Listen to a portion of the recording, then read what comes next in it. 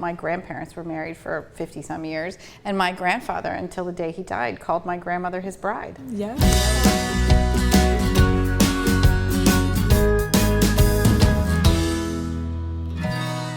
How important do you think role models are? I mean, a lot of people that grew up in this country, they come from divorced families and they don't necessarily see long-term love. I think it's really important because after all, if you think of love as a dance, you know, if you've never seen this dance called reaching for your partner and talking about your fears and your needs and the deepest part of you as a person, if you've never even seen that, it's sort of like it just doesn't occur to you. It's kind of strange.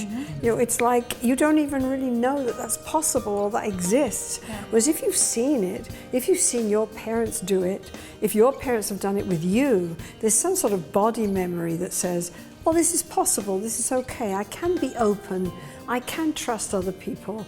Other people are basically interested in me, are going to be there for me. So you have a real advantage. If you've never seen it, it makes it much more difficult. Then you need more help from your partner in terms of trust and connection to go into those unknown spaces. Romantic love is something that we witness as children, and we either witness it or we don't. That some people have it and some people don't. So I always ask couples, were your parents in love? What did you see?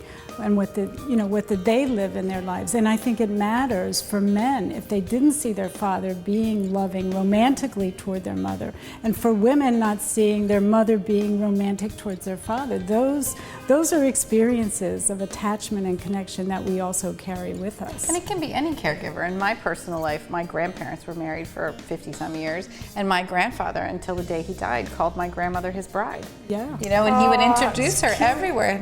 Meet my bride Doris, this is my bride. I mean, so when I got married, I was like, what you gonna call me? You better think about that. You have to think about it, right? And it's true what you're saying is we get this template from our parents, and both about affection and also about conflict and arguments. Yes. You know, we see how they do it, and then we learn from it, you know, just through experiential learning of like, how do you do this dance? You know, how do you show affection?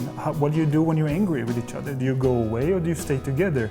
You know, and how do you talk to each other? Yeah, yeah. So if somebody hasn't had a role model like that, where do you recommend they find it? Yeah, I was just gonna comment on that I don't think somebody's doomed just because they don't have that. I think you have to be open to get integrating new information. You know, we all have schemas or just a way, which just means a way of looking at the world, and we want everything to match up and line up. And I think people start to just expect a bad experience if they had one. And I think you have to be very open-minded and know that your interactions can be different.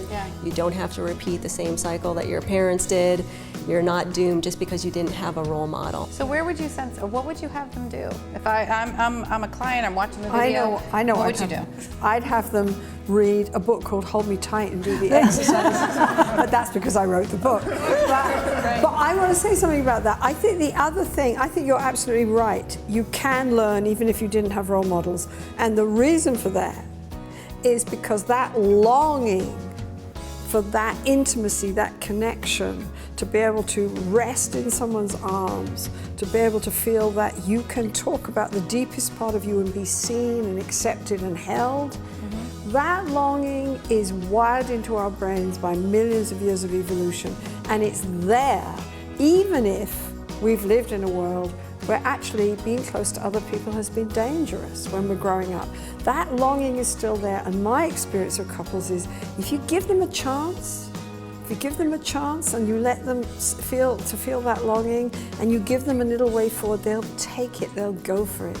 Because we want that, we need that as human beings. That's like oxygen for us. So it sounds like love and romance through the lifespan is completely possible, right? Yes. And it's something that we can all work on. And it sounds like role models are important so that we can see that it's possible. But if we've been there once with our partners themselves, and we've already been there, it's a muscle memory. We just have to go back in, get curious about them, and try again.